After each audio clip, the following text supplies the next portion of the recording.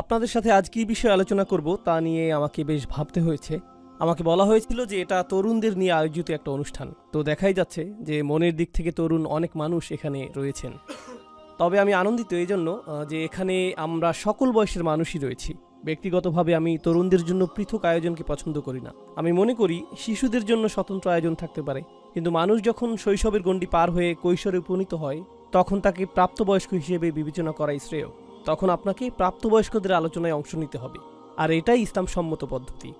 পশ্চিমা সমাজে একরকম ধারণা রয়েছে যে প্রথমে আপনি থাকেন শিশু, এরপর কিশোর, এরপর আপনি তরুণ যুবক, এরপর আপনি নির্বোধ কলেজ ছাত্র, আর এরপর আপনি এখনও নিজেকে বোঝার চেষ্টা করছেন। এরপর আপনার বয়স যখন 25, 30 বা 35 হয়, এখনও তাদের বয়স কম। এই ধারণাটি যা করে তা হলো এটা যুবক এবং যুবতীদেরকে মানসিকভাবে নিজেদেরকে প্রাপ্তবয়স্ক ভাবতে বাধার সৃষ্টি করে। আর তারা নিজেদেরকে এরকম মনে করে যে আমি তো এখনও কিশোর, অথবা আমি এখনও ছোট। তারা নিজেদেরকে প্রাপ্তবয়স্ক হিসেবে মনে করে না। যেভাবে আমি বিষয়টাকে বুঝি তা হলো, যদি আপনি পশ্চিমা মানদণ্ডও গ্রহণ করেন, অস্ট্রেলিয়াতে কত বছর বয়সে আপনি ড্রাইভিং লাইসেন্সের উপযুক্ত হন? 16 বছর। যদি আপনি 16 বছরে ড্রাইভিং লাইসেন্স পান আর এরপর লাল বাতি অমান্য করেন, লাল বাতি সত্ত্বেও যদি গাড়ি চালিয়ে গেলেন, লাল বাতি সত্ত্বেও আপনি গাড়ি চালিয়ে গেলেন, আইন কি তখন আপনাকে 4 বছরের শিশুর মতো বিবেচনা করবে? না, আপনি লাইসেন্সধারী। আপনারা মজার কোনো কথা বলছেন? আপনাদের শেষ হওয়া পর্যন্ত আমি অপেক্ষা করি। কথা শেষ? শিওর? ওকে, কুল। আপনাদের অনেকেরই কিন্তু মনোযোগ নষ্ট হচ্ছে। আমার মনোযোগ নষ্ট হয় না, আপনাদের মনোযোগ আসলেই নষ্ট হয়েছে। আমি আপনাদেরকে এদিকে তাকাতে দেখেছি। তো যাই হোক, বিষয়টা হলো সেক্ষেত্রে আইনের চোখে আপনি শিশু হিসেবে বিবেচিত হবেন না, আপনি প্রাপ্তবয়স্ক মানুষদের মতো বিবেচিত হবেন যে অপরাধ সংঘটিত করেছে। আমাদের দৃষ্টিতে যে এখন একজন কিশোর, সে যদি কোথাও গিয়ে কিছু চুরি করে আর তাকে বিচারকের সামনে উপস্থিত করা হয়, অপরাধটি সেই সংঘটিত করেছে এই হিসেবেই সে আদালতে বিবেচিত হবে। আর যেটা আরও বেশি গুরুত্বপূর্ণ তা হলো, যদি কোনো তরুণ মৃত্যুবরণ করে আর যখন সে আল্লাহর আদালতে উপস্থিত হবে, এটা এরকম না যে কিয়ামতের দিবসে তরুণ যুবকদের জন্য আলাদা বিচার বিভাগ থাকবে, যেখানে তারা প্রাপ্তবয়স্কদের তুলনায় ভিন্ন হিসেবে বিবেচিত হবে। যখন আপনি বয়সন্ধির বয়সে পৌঁছান আর যখন আপনি শারীরিক এবং মানসিকভাবে সুগঠিত হয়ে প্রাপ্তবয়স্ক হয়ে ওঠেন, তখন আল্লাহর আদালতে এবং প্রকৃতপক্ষে বেশিরভাগ সমাজেই, এমনকি পশ্চিমা সমাজের আইন অনুযায়ীও, আপনি একজন প্রাপ্তবয়স্ক। কিন্তু কোনো অজানা কারণে আমরা তাদেরকে প্রাপ্তবয়স্ক হিসেবে বিবেচনা করি না। কোনো অজানা কারণে আমরা আমাদের তরুণদেরকে প্রাপ্তবয়স্ক হিসেবে বিবেচনা করতে অস্বীকৃতি জানাই। কিন্তু আমি সেরকমটা মনে করি না। আমি তাদেরকে শিশু হিসেবে বিবেচনা করি না, আমি তাদের সাথে প্রাপ্তবয়স্কদের মতোই কথা বলি। তাই আমি আনন্দিত যে আমাদের এই আসরে, যেখানে আজকে তরুণদের নিয়ে আলোচনা হওয়ার কথা ছিল, এখানে দাদার বয়সী এবং নাতির বয়সী মানুষ পাশাপাশি বসে আছে। আর এতে সমস্যার কিছুই নেই, এভাবেই এটা হওয়ার কথা ছিল। ঠিক আছে, এখন আমি আমাদের বিষয়বস্তুতে ফিরে আসতে চাই এবং কিছু ভাবনা আপনাদের সাথে শেয়ার করতে চাই। আমার সেই ভাবনাটি হলো একটি সূরা নিয়ে, যা কিছুদিন আগে আমি অধ্যয়ন করেছিলাম, সূরাতুল ওয়াকিয়া। আল্লাহ সূরা ওয়াকিয়াতে বিচার দিবসের দৃশ্যপট বর্ণনা করেছেন। কোরআনের বেশিরভাগ স্থানে যখন বিচার দিবসের বর্ণনা দেয়া হয়েছে, সেখানে এমন মানুষের বিবরণ এসেছে যারা জান্নাতে যাবে এবং এমন মানুষের বিবরণ এসেছে যারা জাহান্নামে যাবে। দুইটি শ্রেণী, তাই না? কিছু মানুষ জাহান্নামে যাবে, আগুনে পুড়বে, কিছু মানুষ জান্নাতে যাবে। পরিষ্কার সরল শ্রেণীবিন্যাস। তো সূরা ওয়াকিয়া যে কারণে কৌতূহল জাগ্রতকারী তা হলো, দুই শ্রেণীর পরিবর্তে এখানে আল্লাহ আমাদেরকে 3টি শ্রেণীর কথা বলেছেন। তিনি বলেছেন, আসহাবুল মাইমানাতি মা আসহাবুল মাইমানা, ডান পাশের মানুষেরা। এরা সেই সকল মানুষ যাদেরকে ডান হাতে আমলনামা প্রদান করা হবে, আর এর ফলশ্রুতিতে তারা জান্নাতের পথে অগ্রসর হবেন। যেটা সূরা তাহরিমে এভাবে বর্ণিত হয়েছে, রব্বানা আতমিম লানা নূরানা, হে আমাদের প্রভু, আমাদের আলোকে পরিপূর্ণ করে দিন, আমাদেরকে জান্নাতের সুদীর্ঘ পথ পাড়ি দেওয়ার সামর্থ্য প্রদান করুন।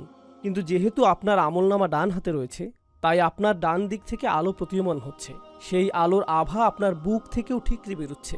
ইয়াসআ নূরুহুম বাইনা আইদিহিম ওয়া বিআইমানিহিম, আর তারা জান্নাতের দিকে বেহেশতের সদর দরজা অভিমুখে হেঁটে যাচ্ছে।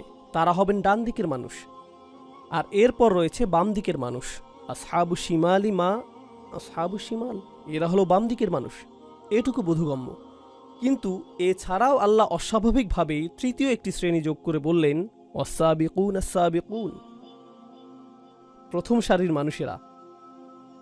প্রথম সারির মানুষেরা, প্রথম এবং প্রধান, ভিআইপি সেকশন। আমি চাই যে আপনারা বিষয়টা কল্পনা করুন। বিশাল সংখ্যক মানুষ রয়েছে ডান দিকে, বিশাল সংখ্যক মানুষ রয়েছে বাম দিকে, আর তারপর কিছু সংখ্যক মানুষ রয়েছে যারা একেবারে সামনে অবস্থান করছে। এখানে পেলাম ডান অংশ, বাম অংশ এবং সামনের অংশ।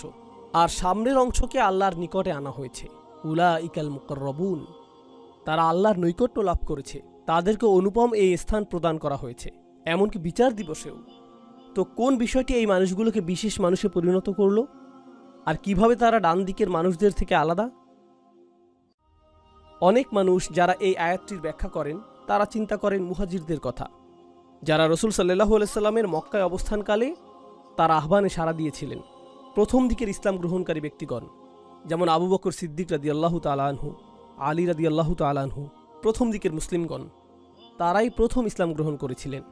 আর আয়াতেও প্রথম সারির মানুষদের কথা বলছে, এর মাধ্যমে অবশ্যই প্রাথমিক যুগের মুসলিমদেরকেই বোঝাচ্ছে। একটু পরে আমরা এই বিষয়ে বিস্তারিত আলোচনা করব। এখানে আরেকটা বিষয় রয়েছে। এই মতামতটি সম্পূর্ণ সত্য না হওয়ার কারণ হলো, আল্লাহ সূরা তওবাতে একটি বিষয়ের উল্লেখ করেছেন, আস-সাবিকুন আল-আউয়ালুন মিনাল মুহাজিরিনা ওয়াল আনসার। তিনি বলেছেন, অন্য সকলের আগে যাদের অবস্থান তারা মুহাজিরদের অন্তর্ভুক্ত, যার অর্থ সেই মানুষেরা যারা মক্কায় ইসলাম গ্রহণ করেছেন। কিন্তু তিনি এখানে আনসারদের কথাও বলেছেন, যারা সাহায্যকারী হিসেবে মদিনাতে ছিলেন, আর মদিনার মানুষদের অবদান এসেছে বেশ পরে। তো এখন আমরা শিখলাম যে সাবিকুন শব্দটি এমন মানুষদেরকে বোঝাচ্ছে না যারা আগে ইসলাম গ্রহণ করেছেন, কারণ এটা সেই মানুষদের অন্তর্ভুক্ত করেছে যারা এসেছে আগে, এবং এটা সেই মানুষদেরও অন্তর্ভুক্ত করেছে যারা এসেছে পরে। তাহলে সাবিকুন বলতে আসলে কি বোঝায়, সেটাই আজকে আমরা কিছুটা বোঝার চেষ্টা করব। একটু আগে ইমাম সাহেব চমৎকারভাবে সূরা হিজরের শেষের কিছু আয়াত পাঠ করেছেন। আমরা সাবিকুনের এই ধারণাটিকে সূরা হিজরের শেষের অংশের সাথে সম্পর্কযুক্ত করব। সূরা ওয়াকিয়ার ছোট একটি অংশ এবং সূরা হিজরের কয়েকটি অংশ, তাহলেই আজকে আমার কাজ শেষ। এরপর আমি কিছু খেতে যেতে পারবো। ওকে, তো এখন আমি আপনাদের সাথে যা শেয়ার করব তা হলো একটি উদাহরণ।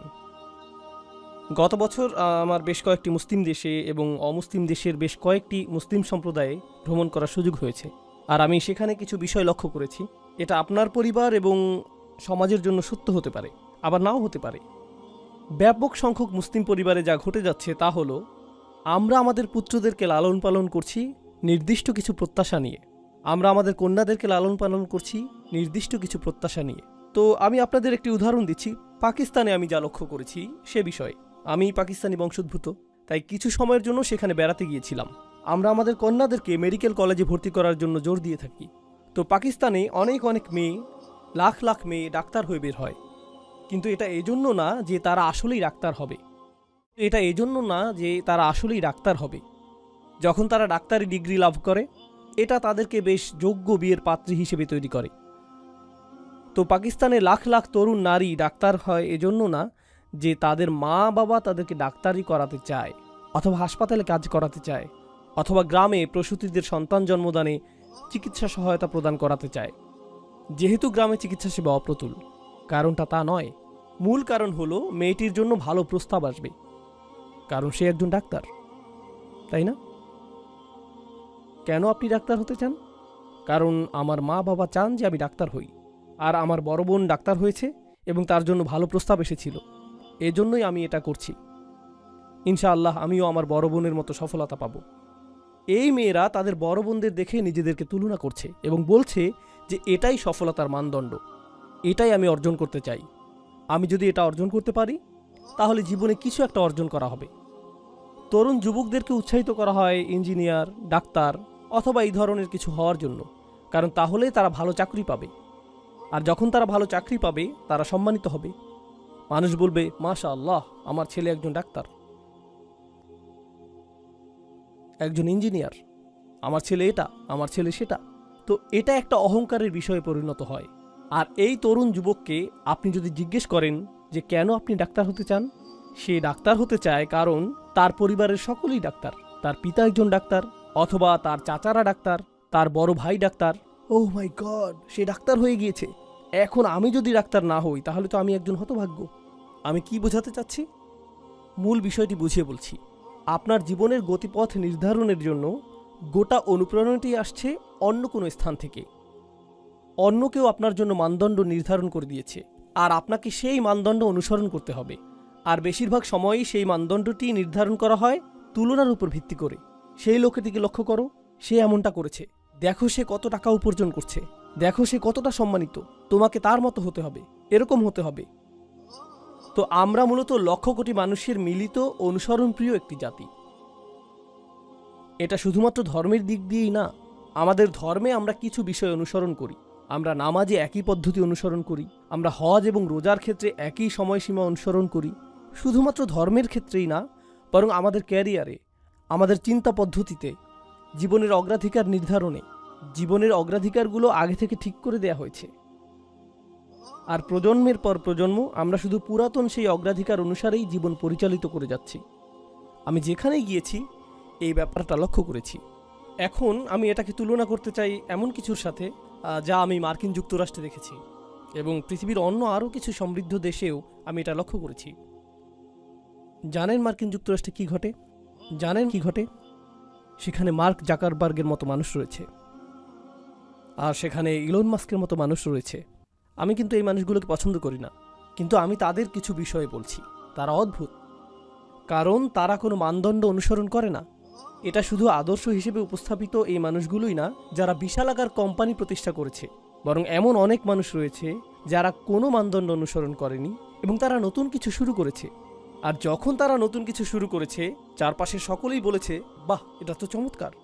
তো আপনি যদি বাংলাদেশে, পাকিস্তান অথবা জর্ডানে থাকেন আর আপনি নতুন কিছু শুরু করতে চান, তখন আপনার পরিবারের সকলে কি বলবে? তুমি পাগল হয়ে গেছো, কেউ এমনটা করে না, তুমি এত নির্বোধ কেন? তোমার চাচাতো ভাইয়ের মতো হতে পারো না? তোমার ভাইয়ের মতো হতে পারো না? তোমার বোনের দিকে দেখো, অমুকের দিকে দেখো, অনুসরণ করো, অনুসরণ করো, অনুসরণ করো। নতুন কিছু কেন করছো?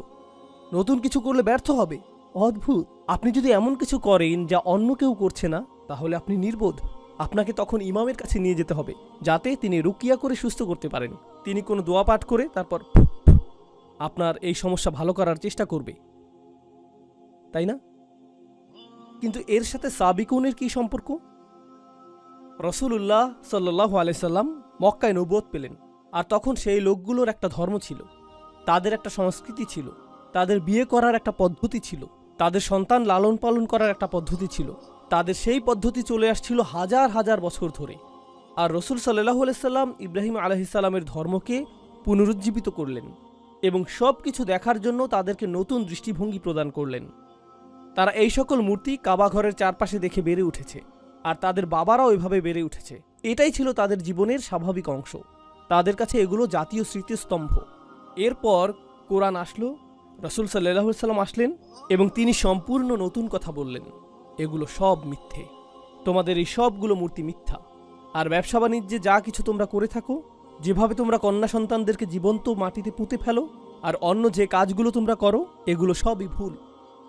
তারা বলল, না না না, যা ইতিমধ্যেই চলে এসেছে আমরা তার অনুসরণ করি, আমরা অনুসরণ করতে পছন্দ করি। মানুষ নতুন কিছু শুরু করতে চায় না, এটা বাতুলতা। রাসূলুল্লাহ সাল্লাল্লাহু আলাইহি সাল্লামের বিরুদ্ধে একটি প্রধান অভিযোগ ছিল তিনি বাতুল, উম্মাদ। আমি উম্মাদ শব্দটির ক্লিনিক্যাল সংজ্ঞা খোঁজার চেষ্টা করেছিলাম, যদিও বিভিন্ন রকমের অসংখ্য সংজ্ঞা রয়েছে, কিন্তু এমনকি উন্মাদনার চেয়েও নিচের সংজ্ঞাটি কি? অস্বাভাবিক আচরণের সংজ্ঞা কি?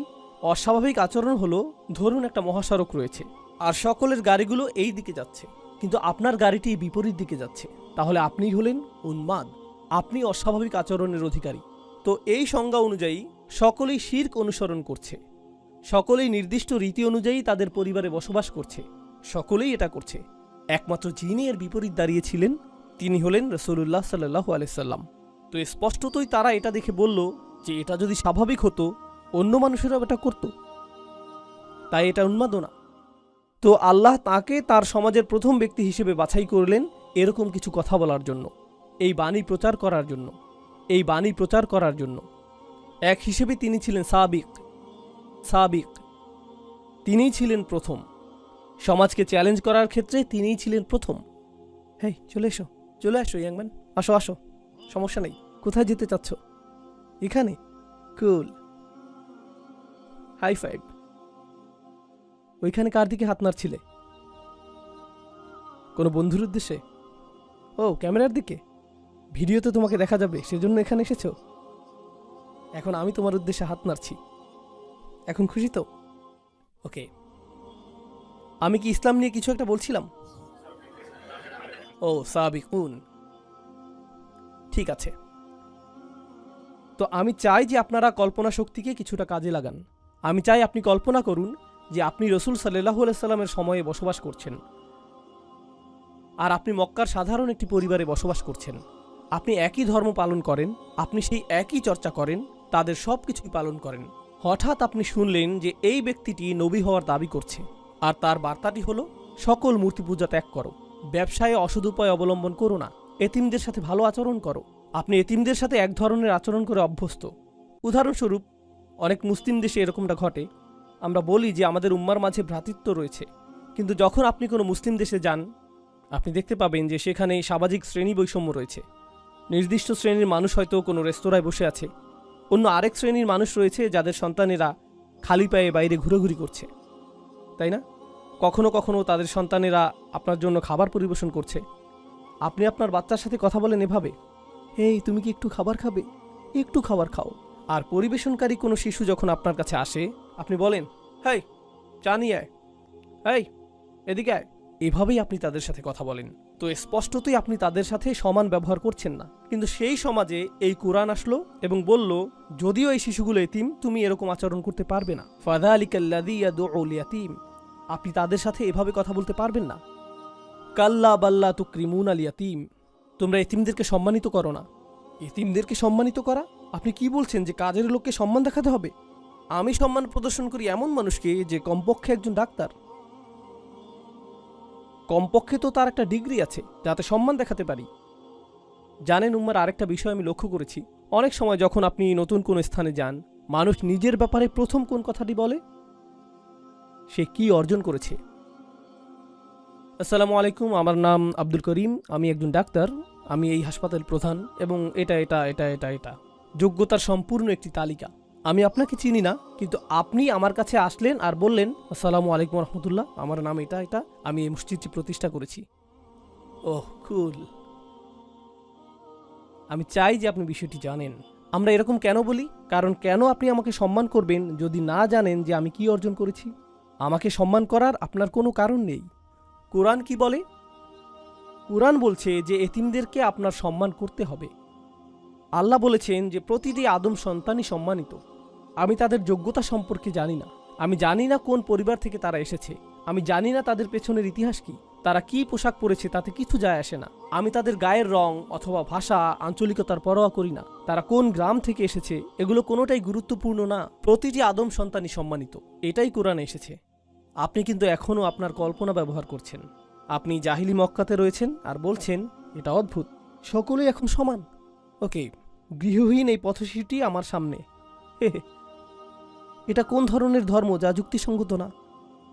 কিন্তু আপনি চিন্তা করতে শুরু করলেন যে হয়তো এটা যুক্তিসঙ্গত, হয়তো সকল মানুষ আসলেই সমান, হয়তো এই শিরক এবং উপাস্যগুলো যুক্তিসঙ্গত না, হয়তো সত্য ধর্ম শুধু একটি, হয়তো সৃষ্টিকর্তা শুধুমাত্র একজন। তার কথা আমাকে আরেকটু শুনে দেখতে হবে। আর আপনি নীরবে এই মানুষটির কথা শুনতে শুরু করলেন, মুহাম্মদ রাসূলুল্লাহ সাল্লাল্লাহু আলাইহি ওয়াসাল্লাম। আর তারপর আপনি সিদ্ধান্ত নিলেন যে আমার পরিবারের মধ্যে আমিই প্রথম ব্যক্তি হতে চাই, উঠে দাঁড়িয়ে এটা বলার জন্য যে আশহাদু আল্লা ইলাহা ইল্লাল্লাহ ওয়া আশহাদু আন্না মুহাম্মাদান আবদুহু ওয়া রাসূলুহু। শুধু আপনার কল্পনাকে ব্যবহার করুন। যখন আপনি এটা করবেন, আপনার পরিবারের প্রতিক্রিয়া কি হবে? লক্ষ্য করুন, তারা নবীজিকে কি বলেছে? উন্মাদ। তারা বলবে, তুমিও তার সাথে থেকে উন্মাদ হয়ে গিয়েছ। দেখো, সে উন্মাদ, কেউই তার অনুসরণ করে না। কেন তুমি তাকে অনুসরণ করছো? আমরা তাকে সম্মান করতাম এবং পছন্দ করতাম তার এই অদ্ভুত ব্যাপারগুলো প্রকাশিত হওয়ার আগে। কিন্তু স্পষ্টতই সে কোনো ধরনের সমস্যায় ভুগছে এবং মানসিক ভারসাম্য হারিয়েছে। আর তুমিও অকারণেই নিজের মানসিক ভারসাম্য হারাচ্ছ। তোমাকে স্বাভাবিক আচরণ করতে হবে। স্বাভাবিক অর্থ তোমাকে অন্য সকলের মতো হতে হবে, কারণ আপনি যদি অন্য সকলের মতো না হন তাহলে আপনি উন্মাদ। তো এই লোকগুলো, প্রথম মানুষগুলো যারা ইসলাম গ্রহণ করেছিলেন, জানেন তারা কি করেছিলেন? তারা অন্য সকলের সমর্থন হারাতে প্রস্তুত ছিলেন। তাদের অন্য কারো কাছ থেকে অনুপ্রেরণার প্রয়োজন ছিল না, অন্য কেউ তাদেরকে অনুপ্রেরণা দিচ্ছিল না। প্রকৃতপক্ষে সকলে তাদেরকে নিরুৎসাহিত করছিল। যখন তারা ইসলাম গ্রহণ করলেন, যেই মানুষগুলো তাদেরকে ভালোবাসত তারা অসন্তুষ্ট হয়ে পড়ল। যারা তাদের সাথে ব্যবসা করত তারা লেনদেন বন্ধ করে দিল। যারা তাদেরকে অনুকরণীয় হিসেবে দেখত, এখন তারা তাদেরকে নিচু চোখে দেখে এবং তাদের থেকে দূরত্ব বজায় রেখে চলে। যাদেরকেই তারা ভালোবাসত, বিনিময়ে তারা এখন ঘৃণা করে। তারা বিচ্ছিন্ন, একাকী এবং একঘরে হয়ে পড়ল। এমনকি এখানে শ্রোতাদের মধ্যে অনেক নমুসলিম ভাইদেরও একই অবস্থা। যারা অমুসলিম পরিবার থেকে এসেছেন এবং ইসলাম গ্রহণ করেছেন, তারা নিজেদের পরিবার থেকেও একই রকম অভিজ্ঞতার শিকার হয়েছেন। কিছু পরিবার বেশ ভালো, কিন্তু অন্যরা বলে, তুমি এটা কি করলে? তুমি পরিবারটা ভেঙে ফেললে। তুমি কেন স্বাভাবিক না? কেন তুমি এত অদ্ভুত? কেন তুমি শত্রু ধর্ম গ্রহণ করলে? এই ধরনের কথা তাদেরকে শুনতে হয়। কিন্তু তারা তাদের নিজ পরিবারের মাঝে সাবিক, সাহাবীরাও তাদের নিজের পরিবারে সাবিক হয়েছিলেন। কোরআন আমাদেরকে সেই মানুষদের গুণাবলী সম্পর্কে শিক্ষা দিয়েছে যারা গোটা পৃথিবীকে পরিবর্তন করে দিয়েছিলেন। কারণ আমরা গর্ব সহকারে বলতে পারি যে এই কোরআন 23 বছর ধরে নাজিল হয়েছে এবং এটা গোটা পৃথিবীকে পরিবর্তিত করে দিয়েছে। পৃথিবীকে পরিবর্তন করতে চাইলে পৃথিবীর অনুসরণ করলে চলবে না, আপনাকে নতুন কিছু করতে হবে, না হলে এটা সম্ভব না। অন্য সকলে যা করছে তা আপনাকে চ্যালেঞ্জ করতে হবে। কোনো পরোয়া করবেন না, আপনাকে এটা করতেই হবে। আপনাকে উঠে দাঁড়াতে হবে এবং এটা করতে হবে। আপনি কোনো প্রথার অনুসরণ করবেন না, বরং আপনাকে প্রথা ভঙ্গ করতে হবে। আপনি নিজের মূলনীতি অনুসরণ করে চলবেন। আপনি সাবিক হয়ে উঠবেন। আর সাবিকদের সাথে কি ঘটে? সেই মানুষগুলো যখন শুরু করে, সকলে তাদেরকে কি বলে? উন্মাদ। সকলে তাদেরকে প্রত্যাখ্যান করে। সকলে তাদের সন্তানদেরকে এদের ব্যাপারে সতর্ক করে, এই মানুষগুলোর অনুসরণ করো না। তারা এমন কিছু করে যা অন্য কেউ করে না। এরা অদ্ভুত, এরা আজব। আর সাবেকুনরা যখন এই সকল সমালোচনা, এই সকল আক্রমণ, প্রতিনিয়ত নিরুৎসাহিত করা মন্তব্য এবং বর্জনের শিকার হয়, তারা নিজেদের অনুপ্রেরণাকে প্রভাবিত হতে দেয় না। তারা নিজেদের অনুপ্রেরণাকে প্রভাবিত হতে দেয় না। তারা এতে প্রভাবিত হয় না, বরং তারা সামনে অগ্রসর হতে থাকে। আর আল্লাহ এ ধরনের মানুষদের ক্ষেত্রে কি করেন? তিনি তাদেরকে পরীক্ষা করতে চান যে তারা কি আসলেই সাবিক হতে চায় নাকি অনুসারী হতে চায়। আর এক পর্যায়ে তারা সফল হন। অবশেষে আল্লাহ তাদেরকে বিজয় প্রদান করেন। আর যখন আল্লাহ তাদেরকে বিজয় দান করেন, জানেন কি ঘটে? অন্য মানুষরা তখন তাদেরকে অনুসরণ করে। এটাই আল্লাহর নির্ধারিত নিয়ম। এটা শুধুমাত্র রাসূল সাল্লাল্লাহু আলাইহি সাল্লামের সিরাতেই ঘটেনি, বরং এটা পৃথিবীতে সব সময়ই ঘটেছে। এটাই আল্লাহর নির্ধারিত নিয়ম। অদ্ভুত ধারণার অধিকারী এমন মানুষ রয়েছে। উদাহরণস্বরূপ কেউ বলতে পারে যে আমি মিনি কাপকেক উৎপাদন করব। এটা শুনতে অদ্ভুত মনে হয়, কেউ তো এটা কিনবে না। আর তারপর তারা নিজেদের গ্যারেজে এই স্টুপিড কোম্পানি শুরু করে। আর তারপর এটা সর্ববৃহৎ কাপকেক কোম্পানিতে পরিণত হয়। এটা বিশাল আকার ধারণ করে। এরপর সকলে তাদেরকে অনুসরণ করতে চায় এবং তাদের ধারণার পুনরাবৃত্তি করতে চায়। কেন? কারণ তারা নতুন কিছু শুরু করেছে। কেউ ঝুঁকি নিতে আগ্রহী না, কারণ কেউ নিশ্চিত না যে এটা কাজ করবে কিনা। সম্ভবত এটা ব্যর্থ হবে। যখন এটা সফল হয়, তখন আমরা তা অনুসরণ করতে প্রস্তুত। আজকের দিনে পৃথিবীর যে সকল জাতি সবচেয়ে শক্তিধর,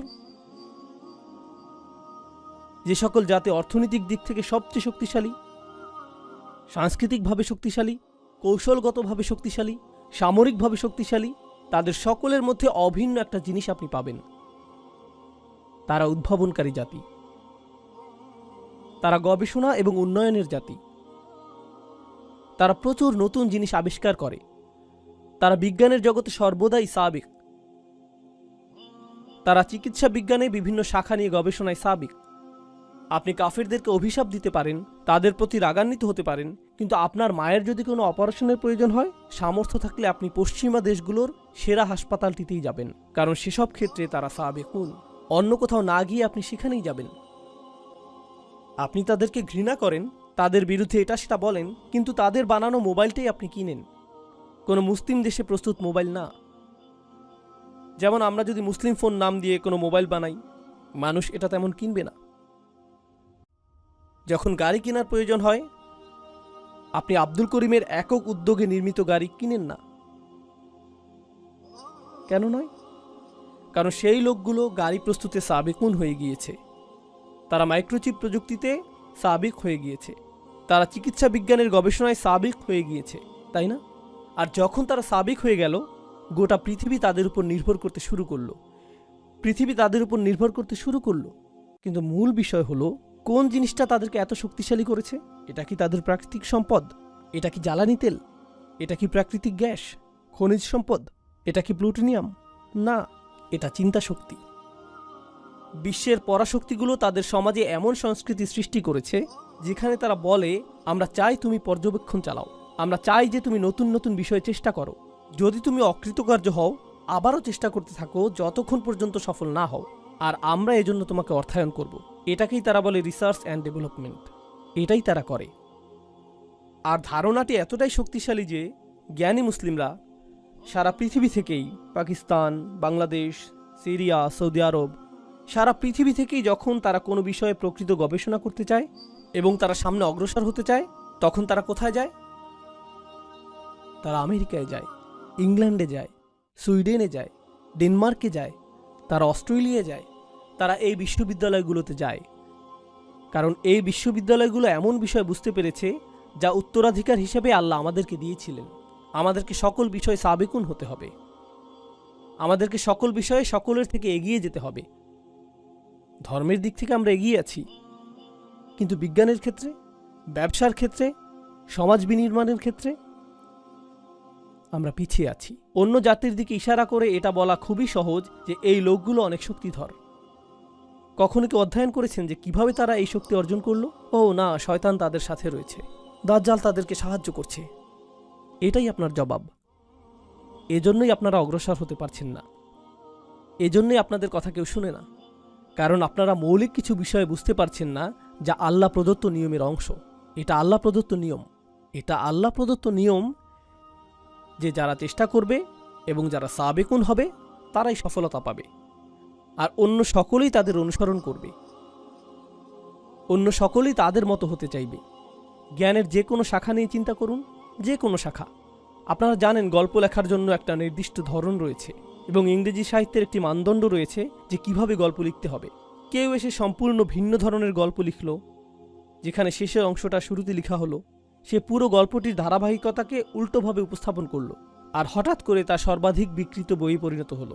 এখন হাজার হাজার বই এই ধারণাটি ব্যবহার করছে, কারণ এটা নতুন কিছু, এটা অভিনব এবং সৃজনশীল একটা বিষয়। কেন আমি আপনাদেরকে এত কথা বলছি? কারণ আমি চাই যে কিছু বিষয় আপনারা মাথা থেকে ঝেড়ে ফেলে দিন, অন্যের কপি করা বন্ধ করে দিন, সৃজনশীল হন, নিজে থেকে চিন্তা করুন। অনেক মুসলিম তরুণ বলে, ইসলামের জন্য আমি কি করতে পারি? আমি ইনফ্লুয়েন্সার হতে চাই। আসলেই আপনি ইনফ্লুয়েন্সার হতে চান? আপনি নিজেই তো ইনফ্লুয়েন্সের মধ্যে রয়েছেন। নিজেকে জিজ্ঞেস করুন কেন আপনি ইনফ্লুয়েন্সার হতে চান। ও, কারণ আমি অমুককে দেখেছি সে এরকম ইনফ্লুয়েন্সার, বিষয়টা অসাধারণ, তাই আমিও এরকম হতে চাই। এটা কি কপি করা না? আমি কন্টেন্ট ক্রিয়েটর হতে চাই। কন্টেন্ট তৈরি করার মাধ্যমে আপনি উম্মার সেবা করতে চান। এর অর্থ কি? দেখি তো অন্য মানুষেরা কি কন্টেন্ট তৈরি করেছে। ও, এটাকে কপি করতে হবে, কারণ এটা এখন ট্রেন্ডিং, তাই এমন কিছু তৈরি করি যা ভাইরাল, এমন হ্যাশট্যাগ ব্যবহার করব যা অন্য সকলে ব্যবহার করছে। কপি, কপি, কপি এবং কপি। আপনি জনপ্রিয় বিষয়ের পেছনে ছুটছেন। প্রযুক্তিগত বিবেচনায় আপনি নতুন কিছু করছেন, কিন্তু মনস্তাত্ত্বিক বিবেচনায় আপনি সেই একই জিনিস করছেন যা হাজার হাজার বছর ধরে করা হচ্ছে, কপি করা। আমাদের ধর্মে আমাদেরকে দেয়া হয়েছে একটি উদ্দেশ্য, একটি মিশন। মুসলিমরা নিজেদেরকে অন্য সংখ্যালঘুদের মতো সংখ্যালঘু মনে করা উচিত না। আমি এমন মুসলিমদের কথা বলছি যারা অমুসলিম দেশে রয়েছে। আমি যেহেতু এখন অস্ট্রেলিয়ায়, তাই এখন আপনাদের উদ্দেশ্যেই বলছি। মূলত আমি বসবাস করি আমেরিকায়। আমেরিকাতে বলা হয়ে থাকে যে চাইনিজ সম্প্রদায় হলো সংখ্যালঘু, ল্যাটিনো সম্প্রদায় হলো সংখ্যালঘু, বিভিন্ন ধর্মীয় সম্প্রদায় যেমন বৌদ্ধরা সংখ্যালঘু, হিন্দুরা সংখ্যালঘু, মুসলিমরাও সংখ্যালঘু। আমরা শুধুমাত্র সংখ্যালঘু সম্প্রদায়। লক্ষ্য করুন, আপনাকে চিহ্নিত করার জন্য আপনি অন্য কাউকে সুযোগ করে দিচ্ছেন। আপনি এই চিহ্নিতকরণ মেনে নিয়েছেন, আর আমরা যেহেতু সংখ্যালঘু, আমাদের নিজেদের সংখ্যালঘু অধ্যুষিত এলাকায় স্থানান্তরিত হওয়া উচিত। আর তারপর সেখানে আমরা এমন সব কাজ করি যা আমরা সব সময় করে থাকি, তাই না? আমরা বড় চিন্তা করছি না। আমরা এমন চিন্তা করি না যে কিভাবে আমরা এমন আদর্শ মুসলিম হতে পারবো এবং এমন আদর্শ সম্প্রদায় পরিণত হতে পারবো যেখানে অমুসলিমরা এসে বলবে যে আমরা এখানে বসবাস করতে চাই, এই এলাকায় স্থানান্তরিত হতে চাই, আমরা এই মানুষগুলোর কাছাকাছি থাকতে চাই। জানেন সাধারণত কি ঘটে যখন মুসলিমরা কোনো এলাকায় স্থানান্তরিত হয়? অমুসলিমরা সেই এলাকা ছাড়তে থাকে। ও, এই এলাকাটা অদ্ভুত হয়ে গিয়েছে। আর সেই এলাকার জমির মূল্যমান বাড়ার পরিবর্তে সেখানকার মূল্যমান কি ঘটে? পতন ঘটতে থাকে। অন্য সংখ্যালঘু সম্প্রদায়ের ক্ষেত্রে যখন তারা কোনো এলাকায় স্থানান্তরিত হয় তখন কি ঘটে? সেই এলাকার মূল্যমান বৃদ্ধি পায়, কারণ তারা সৃজনশীল আর নতুন কিছু করে, তারা নতুন জিনিস তৈরি করে, তারা একে অপরের সাথে সহযোগিতা করে, যেটা আমার পরবর্তী আলোচ্য বিষয়।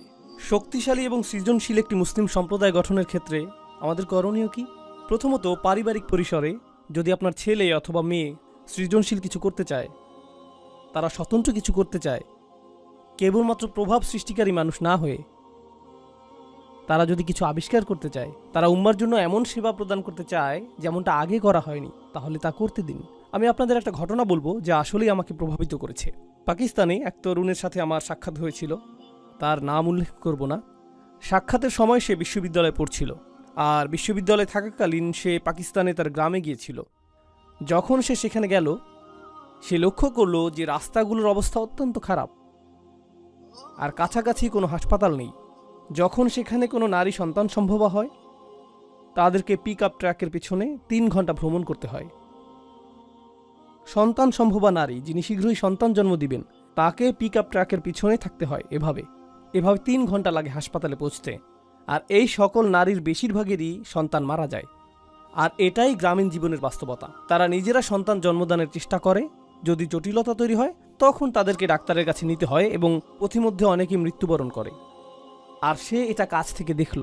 তো সে যা করার সিদ্ধান্ত নিল তা হলো সে একটা সমাধান তৈরি করার চেষ্টা করলো। সে পুরাতন কিছু ট্রাক কিনলো, কিছু গবেষণাপ্রেমী ছাত্র এবং ডাক্তারদের সহায়তায় সে বহনযোগ্য মোবাইল স্বাস্থ্যকেন্দ্র তৈরি করলো, যার মধ্যে শিশু জন্মদানের জন্য বিশেষজ্ঞ চিকিৎসা ব্যবস্থা রয়েছে। আর সে শিক্ষা কার্যক্রম চালু করলো যেখানে গ্রামীণ নারীদেরকে শেখানো হয় কিভাবে সন্তান জন্মদানে সহায়তা করতে হবে যদি পরিবহনের কোনো ব্যবস্থা নাও থাকে। তো গ্রামের 20-30 জন নারী এখন জানেন যে কিভাবে সন্তান জন্মদানে সহায়তা করতে হয়। আর যখন এটা সফল হলো, গোটা পাকিস্তানের 2, 3, 4, 5, 10, 15, 20, 100 গ্রামে এটা ছড়িয়ে পড়লো। আর হাজার হাজার শিশুদের জীবন রক্ষা হয়েছিল এই ছাত্রের প্রচেষ্টার মাধ্যমে। এই ছাত্রের সাথে আমার কথা হয়েছিল, আর আমি তাকে জিজ্ঞেস করেছিলাম, এই কাজে তোমার সবচেয়ে বড় চ্যালেঞ্জ কোনটা? জানেন সে কি বলেছিল? আমার মা বাবা মনে করেন আমি সময় নষ্ট করছি। আমার মা বাবা আমাকে এই কাজে নিরুৎসাহিত করেছেন। তারা মনে করেন আমি আমার ক্যারিয়ার নষ্ট করছি। আর এর মাধ্যমে আমি বুঝতে পেরেছিলাম যে এটা একমাত্র তার ক্ষেত্রেই ঘটছে না। এই উম্মার মাঝে আমাদের কিছু প্রতিভাবান ছেলেমেয়ে রয়েছে যারা একটা সমস্যাকে দেখে এবং তাদের সৃজনশীল চিন্তা, আকাঙ্ক্ষা এবং অভিপ্রায় দ্বারা সমস্যাটিকে সমাধানের চেষ্টা করে। তাদের সেই যোগ্যতা রয়েছে। জানেন কে তাদের পথে প্রায় বাধা হয়ে দাঁড়ায়? শুধুমাত্র তাদের বাবা মাই না, বরং গোটা সংস্কৃতিই বলে, না না না না, তুমি এটা করো না, তুমি অন্য সকলকে কপি করো, সাবেক হওয়ার প্রয়োজন নেই, নতুন কিছু করো, অভিনব কিছু করবে না, নতুন কোনো সমাধান খুঁজবে না, নতুন কোনো সমাধান খুঁজবে না, এটা যেরকম আছে সেরকমই থাকবে, এভাবেই থাকতে দাও, কারণ আমরা বরং জিনিসগুলো যেভাবে আছে সেভাবেই রেখে দিব।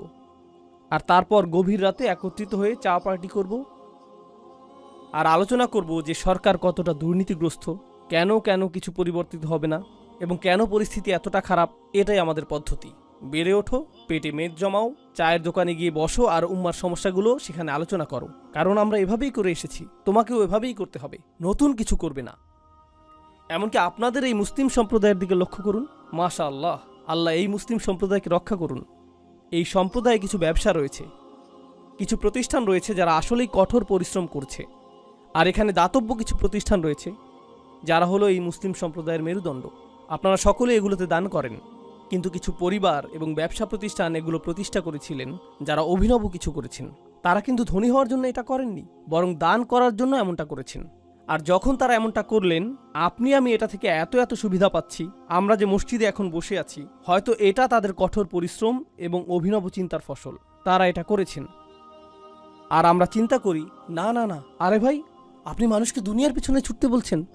এই ধর্মটির মূল বিষয় হলো আখিরাত। কেন আপনি দুনিয়া নিয়ে কথা বলছেন? এর জবাব আমি দিচ্ছি। প্রথম বিষয় আমি বলবো, আপনার একটু কোরআন পাঠ করা উচিত।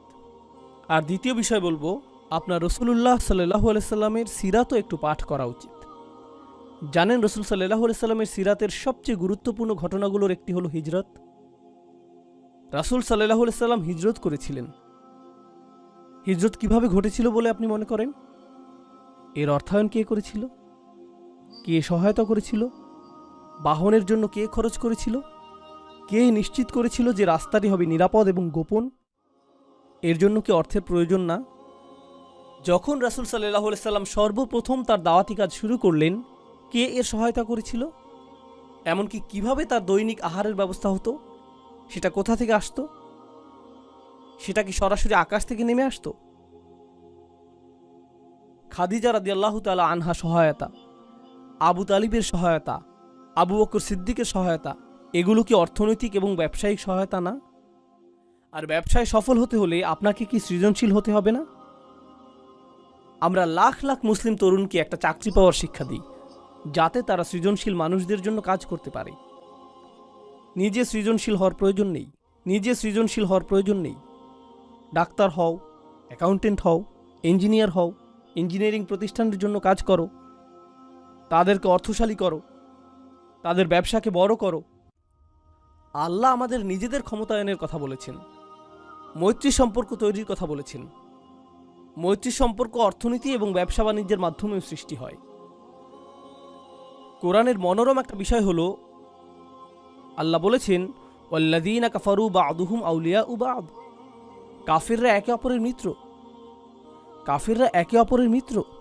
আর ওয়াল মুমিনুনা ওয়াল মুমিনাত বা'দুহুম আউলিয়াউ বা'দ। মুমিন পুরুষ এবং নারীরা একে অপরের মিত্র। কিন্তু তিনি এই আয়াতটির শেষে বলেছেন, ইল্লাম তাফআলু তাকুন ফিতনাতুন ফিল আরদ। তোমরা যদি এটা না করো, তাহলে পৃথিবীতে ফিতনা সৃষ্টি হবে। যদি তোমরা মিত্র না হও, যদি তোমরা পরস্পর সহযোগিতা না করো, যদি তোমরা বৃহত্তর প্রতিষ্ঠান এবং সমন্বিত বিনিয়োগ সৃষ্টি না করো, তাহলে পৃথিবীতে বড় ধরনের ফিতনা সৃষ্টি হবে। আমাদেরকে এখন মসজিদ নির্মাণের বাইরেও আরও চিন্তা করতে হবে। আমাদেরকে দাতব্য প্রতিষ্ঠান নির্মাণের বাইরেও আরও চিন্তা করতে হবে। আমাদেরকে শক্তিশালী ব্যবসা প্রতিষ্ঠা করতে হবে, সর্বোত্তম বিশ্ববিদ্যালয়, সেরা সব প্রতিষ্ঠান। আমাদেরকে অনেক অনেক অনেক বড় চিন্তা শুরু করতে হবে এবং পরস্পরের মাঝে মৈত্রী নিয়ে নতুন করে চিন্তা করতে হবে। কিন্তু এটা করার জন্য আমাদের নিজেদের মাঝে তুলনা করা বন্ধ করতে হবে এবং একে অপরকে ধ্বংস করা বন্ধ করতে হবে। সংক্ষেপে আরও কিছু কথা বলবো এবং এরপর সূরা হিজরের শেষের দিকের আয়াতে যাব, যেরকম কথা আপনাদেরকে দিয়েছিলাম। সফল সমাজ ব্যবস্থার একটা বিষয় আমি লক্ষ্য করেছি, যা রাসূল সাল্লাল্লাহু আলাইহি সাল্লামের সিরাতে উপস্থিত ছিল। আর তা হলো ঈমানদারগণ একে অপরকে সহায়তা করা। যখন কেউ ব্যর্থ হয়েছে, তারা তাকে অনুপ্রেরণা দিয়েছিলেন। আর জানেন এখন আমাদের মাঝে কি ঘটে? যখন কেউ সফল হয়, আমরা তার সমালোচনা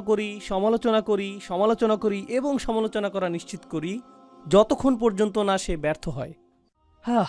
এরপর আমরা বাকি সকলে শান্তি অনুভব করি। সফল সমাজ ব্যবস্থা ব্যর্থ মানুষকে গ্রহণ করে এবং তাদেরকে বারবার চেষ্টা করার জন্য অনুপ্রাণিত করে, যতক্ষণ না তারা সফল হয়ে যায়। আর ব্যর্থ সমাজ ব্যবস্থা সফল ব্যক্তিদের পিছু নেয় এবং তাদেরকে সহ্য করতে পারে না, ফলে তাদেরকে নিচে নামিয়ে দিতে চায় পরস্পরের মাঝে মৈত্রী, শক্তি এবং সহায়তা সৃষ্টি করার পরিবর্তে। এ বিষয়ে প্রচুর চিন্তা শক্তি ব্যয় করতে হবে যে আধুনিক সময়ে এই আয়াতগুলো কী অর্থ বহন করছে। কিন্তু আপনাদের মধ্য থেকে যারা অভিনব কিছু করবেন, আমার উদাহরণের সেই তরুণ যুবকটির মতো যারা নতুন কিছু করবেন, যারা শুধুমাত্র প্রভাব সৃষ্টিকারী হবেন না, আপনাকে বাস্তব কিছু করতে হবে।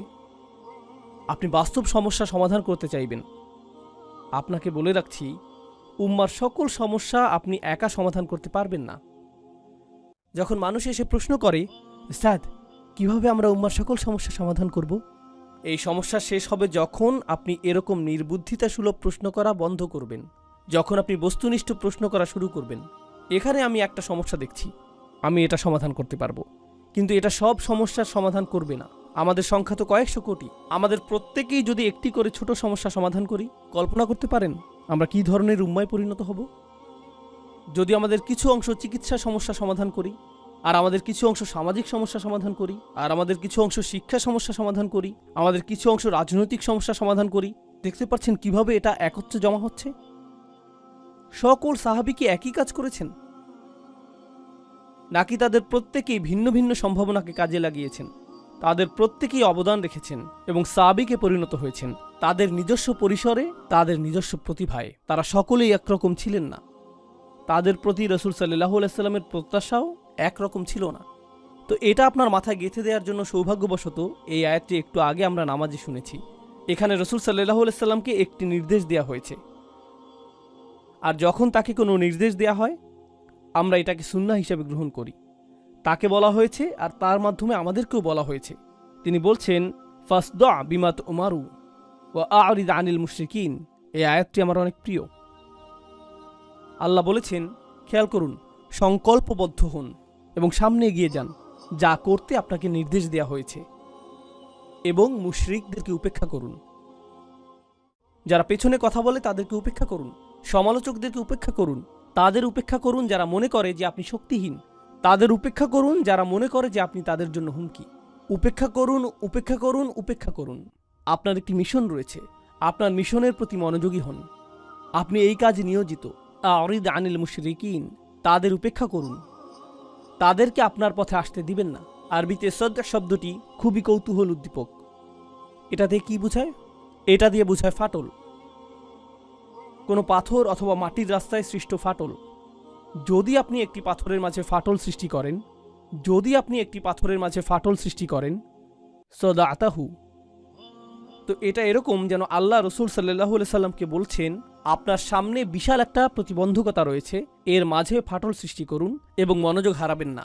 প্রতিবন্ধকতা রয়েছে, এটাকে ভেঙে ফেলুন, মনোযোগ ধরে রাখুন, বিভ্রান্ত হবেন না, মুশরিকদেরকে বিভ্রান্ত করার সুযোগ দিবেন না। ফাসদা বিমা তুমারু ওয়া আ'রিদ আনিল মুশরিকিন। আপনি যদি মনোযোগ সুসংহত রাখতে পারেন, অসাধারণ অনেক কাজ আপনি সম্পূর্ণ করতে পারবেন। কিন্তু জানেন আমাদের ক্ষেত্রে কি ঘটে? জানো তারা কি বলেছে? জানো তারা কি করেছে? তাদের বক্তব্য কি?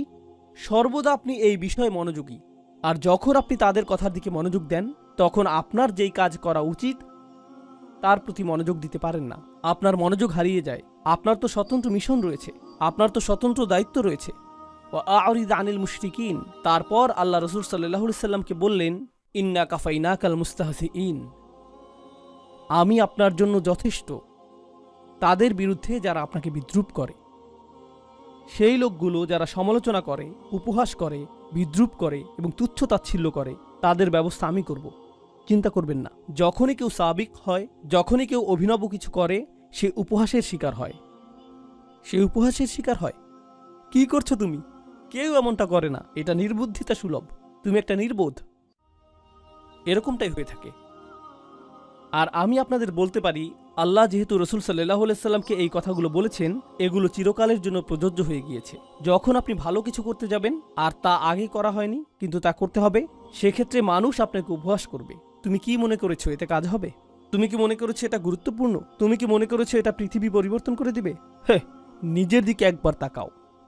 এটাই আপনাকে সবসময় শুনতে হবে। আল্লাহ এর জবাব দিচ্ছেন এবং বলছেন, ইন্না কাফাইনাকাল মুস্তাহজিইন, আমি তোমার জন্য যথেষ্ট তাদের বিরুদ্ধে যারা উপহাস করে।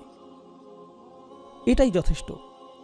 আর তারপর আল্লাযীনা ইয়াজআলুনা মা'আল্লাহি ইলাহান আখার ফাসাউফা ইয়ালামুন ওয়া লাকাদ না'লামু আন্নাকা ইয়াদীকু সাদরুকা বিমা ইয়াকুলুন।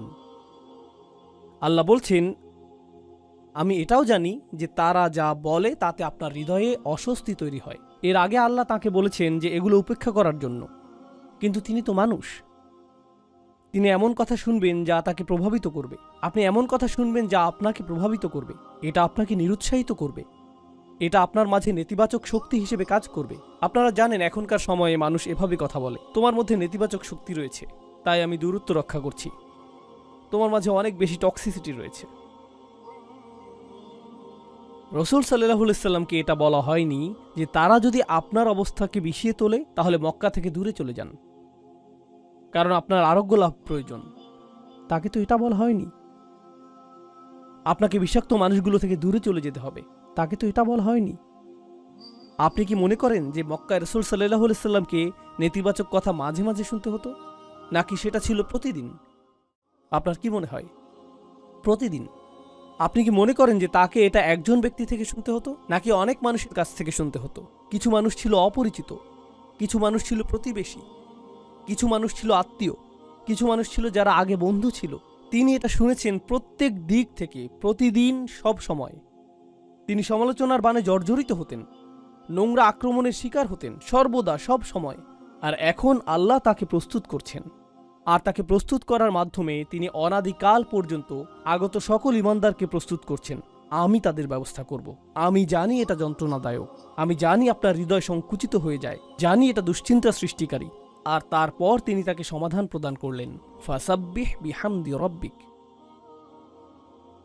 শুধু ঘোষণা করুন আপনার প্রভু কতটা উৎকর্ষময়। আল্লাহর উৎকর্ষতা ঘোষণা করতে থাকুন। আল্লাহর সাথে আপনার সম্পর্কটি গুরুত্বপূর্ণ। প্রসঙ্গক্রমে এখানে ফাসাব্বিহ বিহামদি রব্বিক ওয়াকুম মিনাস সাজিদিন আয়াতটি দিয়ে ইঙ্গিত করা হচ্ছে যে প্রশংসা করার মাধ্যমে আল্লাহ যে উৎকর্ষময় তা প্রকাশ পাবে। আমি একটু পরে এটা বুঝিয়ে বলছি। সিজদাকারীদের অন্তর্ভুক্ত হও। তাসবিহ এবং সিজদার কথা এসেছে। নামাজ শুরু হয় তাসবিহর মাধ্যমে এবং নামাজের শেষ অংশগুলোর একটি হলো সিজদা। রাসূল সাল্লাল্লাহু আলাইহি সাল্লামকে বলা হলো যে আপনি যখন এই সকল নেতিবাচক কথা শুনতে পান, তখন আমি চাই যে আপনি কিছুটা দূরে চলে আসুন এবং নামাজে আল্লাহর সাথে কথোপকথনে মেতে উঠুন। ফলশ্রুতিতে এই সকল নেতিবাচক প্রভাব দূর হয়ে যাবে, সকল নেতিবাচক প্রভাব দূর হয়ে যাবে। এজন্যই আমি আপনাকে নামাজ প্রদান করেছি, যাতে তারা এই সমালোচনার মাঝেও প্রশান্ত থাকতে পারে। নামাজ হলো স্বয়ং আল্লাহ প্রদত্ত থেরাপি। এটাই রাসূল সাল্লাল্লাহু আলাইহি সাল্লামকে দেয়া হয়েছিল, এটাই নামাজের ভূমিকা হওয়া উচিত। আর আমরা বড় কিছু করতে চাই এজন্য না যে আমাদের নাম সামনে আসবে, বরং আমরা বড় কিছু করতে চাই কারণ আল্লাহ আমাদেরকে সক্ষমতা প্রদান করেছেন, কারণ আল্লাহ আমাদেরকে সক্ষমতা প্রদান করেছেন। আর এভাবেই আমরা আল্লাহর তাসবিহ করে থাকি। আমরা এটা করছি আল্লাহর দ্বীনের খেদমত করার জন্য। আমার আশা এই মানসিকতাটাই আপনারা নিজেদের মনে লালন করবেন। সার্বক্ষণিক দুইটি জিনিস আপনাদের করতে হবে। এক, আপনার সামনে একটি মিশন রয়েছে, সেদিকে আপনাকে মনোযোগী হতে হবে। আরেকটি হলো আল্লাহর ইবাদত, আপনাকে সেদিকেও মনোযোগী হতে হবে। ভিতরগত একটা লক্ষ্য রয়েছে, বহির্গত একটা লক্ষ্য রয়েছে। আপনি এই দুইটির মাঝে বিচরণ করছেন। জানেন কি ঘটে? কিছু মানুষ শুধুমাত্র ব্যবসা বাণিজ্য, প্রবৃদ্ধি, ক্ষমতায়ন এবং রাজনীতির প্রতি মনোযোগী হয়ে পড়ে। এগুলো সবই বহির্গত বিষয়। এখানে কিসের প্রতি মনোযোগের অভাব? ইবাদত। আর অন্য মানুষেরা বলে, না, এই লোকগুলো মনে করেছে তারা পরিবর্তন আনবে, তাদেরকে শুধু দোয়া করতে হবে, জিকির এবং ইস্তেগফার করতে হবে, নামাজ পড়তে হবে। তাদের সকল গুরুত্ব ইবাদতের প্রতি, বাকি কাজ আল্লাহ করবেন, আল্লাহ আমাদেরকে সাহায্য করবেন। কোরআন আপনাকে কি শিক্ষা দিচ্ছে? তোমার মিশনের প্রতি মনোযোগ দাও, আর প্রতিদিন যখন তোমার মধ্যে দুর্বলতা এসে পড়ে, আল্লাহর কাছে ফিরে এসো, ইবাদত করো। এই দুইটি জিনিস একে অপরের জ্বালানি, এই দুইটি জিনিস একটি অপরটির জন্য প্রয়োজনীয়। ইবাদত আপনাকে খেদমত করার শক্তি যোগায়, আর খেদমত করতে গিয়ে আপনি হয়তো আপনার লক্ষ্য হারিয়ে ফেলতে পারেন, উদ্দেশ্য হারিয়ে ফেলতে পারেন। উদাহরণস্বরূপ, আপনি হয়তো আল্লাহর সন্তুষ্টির উদ্দেশ্যে মসজিদ নির্মাণ করেছেন, কিন্তু এরপর পলিটিক্স চলে আসলো, অহংকার চলে আসলো, নেতৃত্বের বিষয় চলে আসলো, সবার চোখে পড়ার আকাঙ্ক্ষা চলে আসলো, মাইক হাতে পাওয়ার আকাঙ্ক্ষা চলে আসলো। এই আকাঙ্ক্ষাগুলো চলে আসে। এক্ষেত্রে ইবাদত কি করে? এটা এই সকল দূষণকে পরিশোধন করে দিবে। প্রকৃত ইবাদত এটাই। আল্লাহ কোরআনে এই দুইটি জিনিসের মাঝে ভারসাম্য প্রদান করেছেন। তো ফাসাব্বিহ বিহামদি রব্বিক, এই আয়াতাংশটি নিয়ে শেষের কিছু কথা বলে আজকের মতো আলোচনার ইতি টানবো ইনশাআল্লাহ তাআলা। তাসবিহ এবং হামদ দুইটি জিনিস, তাই না? দুইটি ভিন্ন জিনিস। কিভাবে আমরা তাসবিহ করি? সুবহানাল্লাহ বলে। কিভাবে আমরা হামদ পড়ি? আলহামদুলিল্লাহ বলে। আপনার জন্য বিষয়টাকে সহজ করে দিই। সাব্বিহ বিহামদি রব্বিক, সরল ভাষায় এর অর্থ আপনাদের বুঝিয়ে বলছি। তাসবিহ অর্থ আল্লাহ সম্পর্কে আপনার কোনো নেতিবাচক চিন্তা অথবা মন্তব্য থাকবে না। এটাই তাসবির অর্থ। আল্লাহ সম্পর্কে আপনি যাই বলেন তা পারফেক্ট হতে হবে। আপনি কখনোই কোনোভাবেই তার সম্পর্কে এমন কিছু ভাববেন না যা পারফেকশনের চেয়ে কম। তার রহমা হলো পারফেক্ট, তার ভালোবাসা হলো পারফেক্ট, তার পরিকল্পনা হলো পারফেক্ট। যে পরিস্থিতির মাঝে তিনি আপনাকে রেখেছেন এর বিচক্ষণতাও পারফেক্ট। উম্মার সংকটময় অবস্থায় আল্লাহর যে পরিকল্পনা, সেই পরিকল্পনাও পারফেক্ট। এটাই তাসবিহ।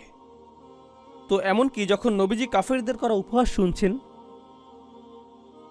তারা তো ভয়ঙ্কর রকম খারাপ কাজ করছে, কিন্তু রসুল সাল্লাল্লাহু আলাইহি সাল্লামের এই অবস্থার মধ্য দিয়ে অতিক্রম করাটাও আল্লাহর পরিকল্পনার অংশ। আর আল্লাহর পরিকল্পনা সর্বদাই কি? পারফেক্ট। নিজেকে এটা স্মরণ করিয়ে দিতে থাকুন যে এমনকি যখন আপনি ভয়ানক সব অভিজ্ঞতার মধ্য দিয়ে সময় অতিক্রম করেন, এটাও পারফেক্ট। এটাও পারফেক্ট একটি পরিকল্পনার অংশ। আপনি সম্পূর্ণ চিত্রটি দেখতে পাচ্ছেন না, শুধুমাত্র আল্লাহই তা দেখছেন। আমি আপনাদেরকে এর একটা উদাহরণ দিচ্ছি। আপনাদের মধ্যে অনেকেই রান্না করতে ভালোবাসেন।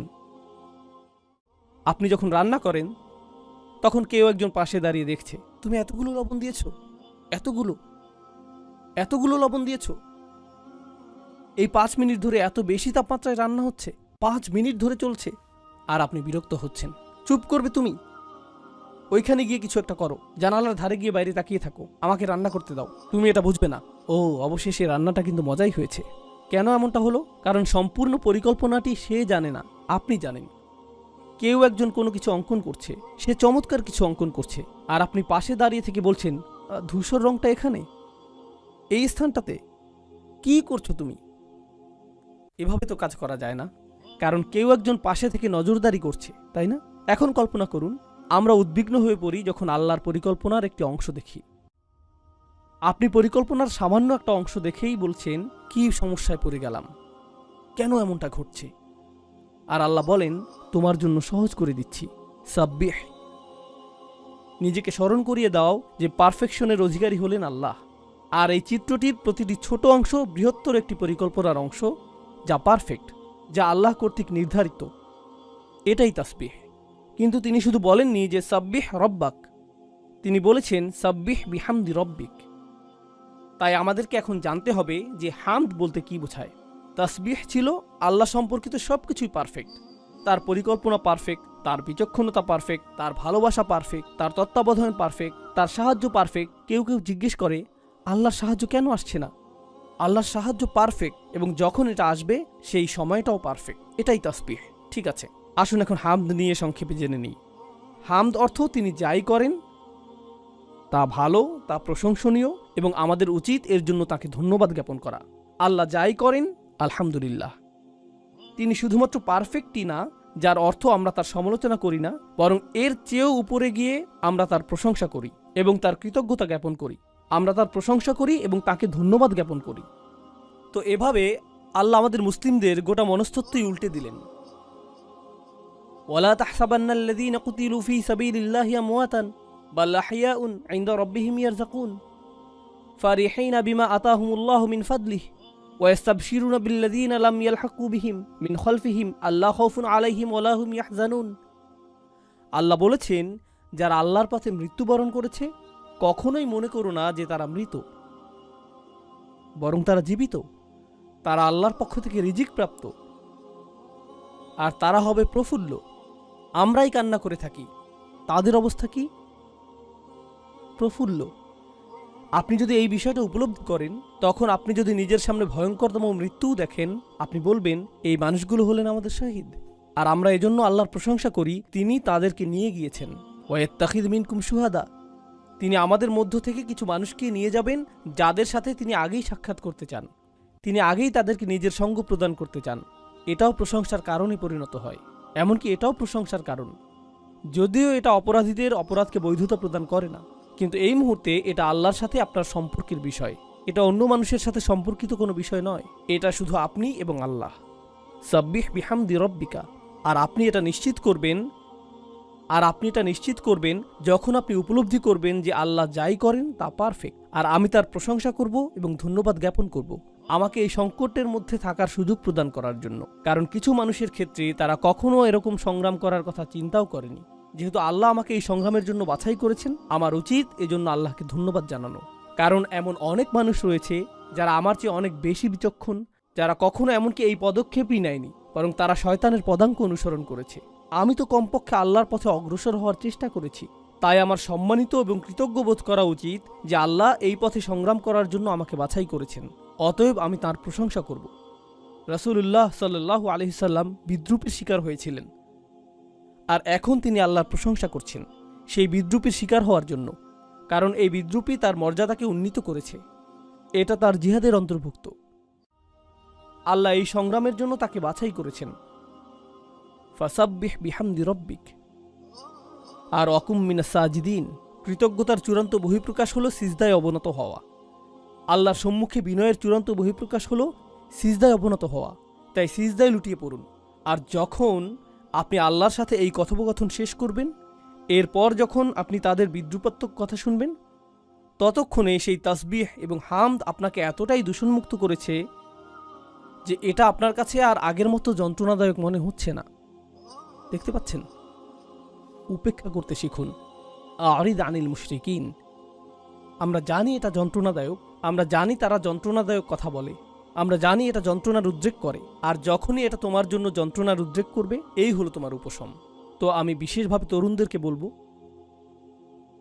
আপনার জীবনে যা করতে চান সে বিষয়ে একনিষ্ঠ থাকুন। আপনি যা অর্জন করতে চান সে বিষয়ে একনিষ্ঠ থাকুন। একনিষ্ঠভাবে কাজ করাকে স্বভাবে পরিণত করুন। আপনি যদি বিশ্ববিদ্যালয়ে পড়েন, শুধুমাত্র বিশ্ববিদ্যালয়ে পড়বেনই না, পড়াশোনার পাশাপাশি একটা কাজ খুঁজে নিন। কর্মস্থলের শিষ্টাচারগুলো শিখুন। শুধু ঘরে বসে থাকবেন না এবং শুধুমাত্র সামাজিক মাধ্যমে ইসলামের খেদমত করবেন না। আমাদের প্রকৃত পুরুষ এবং প্রকৃত নারী প্রয়োজন, যারা সত্যিকার অর্থে এই উম্মার জন্য অবদান রাখবে, সত্যিকার অর্থে। আর আপনি যখন এই ধরনের ব্যক্তিত্ব গঠন করবেন, তখন আপনি কাজ করবেন, আপনি ব্যবসা প্রতিষ্ঠার চেষ্টা করবেন, আপনি স্বাধীনভাবে নিজের কাজ করবেন, আপনি স্বনির্ভর হওয়ার চেষ্টা করবেন। তরুণ যুবকেরা যাদের বয়স 17-18 বছর, তাদের লক্ষ্য থাকা উচিত অর্থনৈতিকভাবে স্বনির্ভর হওয়া। আর মা বাবার এতে উৎসাহিত করা উচিত। এরকম বলবেন না যে না না না, বিশ্ববিদ্যালয়ে পড়াশোনা শেষ করো, এরপর মাস্টার্স শেষ করো, এরপর পিএইচডি শেষ করো, এরপর তুমি হয়তো একটা চাকুরি পাবে, আর ততদিন পর্যন্ত বিয়ে করতে পারবে না। না না না, আপনার সন্তানদের স্বনির্ভরতা শিক্ষা দিন। এই উম্মাহ শক্তিশালী হবে না যতক্ষণ পর্যন্ত তরুণরা শক্তিশালী না হবে। আর তরুণরা যদি পরবর্তী ক্রিকেট চ্যাম্পিয়নশিপের জন্য অপেক্ষায় থাকে, তারা যদি পরবর্তী ভিডিও গেম রিলিজের অপেক্ষায় থাকে, অথবা পরবর্তী ওয়েব সিরিজের অপেক্ষায় থাকে, এটাই যদি তাদের চিন্তার কেন্দ্রবিন্দু হয়, অথবা তারা যদি পরবর্তী আইফোনের অপেক্ষায় থাকে, পরবর্তী গ্যাজেট হাতে পাওয়ার অপেক্ষায় থাকে, তাহলে তো আমরা কেবলমাত্র ভোক্তা প্রস্তুত করে যাচ্ছি। এটাই আমরা প্রস্তুত করে যাচ্ছি। তারা শুধুই ভোক্তা, তারা পৃথিবীকে কিছুই দিচ্ছে না, তারা শুধুই পৃথিবী থেকে গ্রহণ করছে। আমাদেরকে এমন উম্মাহ হিসেবে বানানো হয়েছে যারা পৃথিবীকে প্রদান করে। এই উদ্দেশ্যে আমরা সৃষ্টি হয়েছি। তো আপনাদের প্রতি এটাই আমার বিনীত অনুরোধ থাকবে যে সাবিক বলতে যা বোঝায় তা প্রকৃত অর্থেই চিন্তা করবেন, এবং সাবিক হওয়ার ফলশ্রুতিতে সমালোচনা সহ্য করার জন্য নিজেকে মানসিকভাবে প্রস্তুত করুন। সকল শোরগোল অপেক্ষা করে সামনে এগিয়ে যাবার জন্য নিজেকে মানসিকভাবে প্রস্তুত করুন। আল্লাহ আযজা ওয়া জাল্লা আমাদের তরুণদেরকে শক্তি প্রদান করুন, এবং এই দ্বীনের খেদমতে ও এই উম্মার ক্ষমতায়নে তাদেরকে আগের প্রজন্ম থেকেও অনেক বেশি অবদান রাখার সামর্থ্য প্রদান করুন, যা উম্মার ক্ষমতায়নে অবদান রাখতে থাকবে আরও বেশি, আরও বেশি এবং আরও বেশি। বারাকাল্লাহু লি ওয়া লাকুম ফিল কুরআনিল হাকিম ওয়া নাফা'নি ওয়া ইয়্যাকুম বিল আয়াতি ওয়াজ যিকরিল হাকিম।